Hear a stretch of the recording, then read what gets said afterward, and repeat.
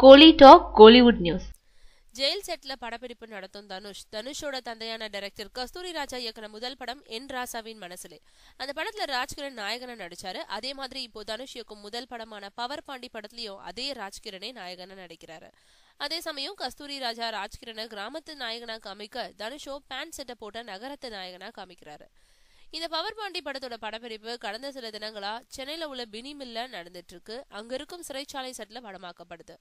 இதுல சிறைச்சாலைக்குள்ள இருந்து ராஜ்கிரண் வெளியே வர்றது மாதிரி படமாக்கப்படுது. ராஜ்கிரணே பெரிய நடிகர்ன்ற போதும் ஒரு டைரக்டரா தன்னோட கதைக்கு எந்த அளவுக்கு நடிக்கணும்ன்றத சொல்லி கொடுத்துட்டு இருக்காரு தனுஷ். மேலும் வேலையில்லா பட்டதாரி, தங்கமகன் படங்களை இயக்குன ஒளிப்பதிவாளர் வேல்ராஜ் ஒளிப்பதிவு செய்யும் இந்த படத்துல தனுஷ் நடிச்ச திருடா திருடி படத்தை இயக்குன சுப்பிரமணிய சிவாவும் தனுஷோட இணைந்து ஒர்க் பண்ணிட்டு இருக்காரா.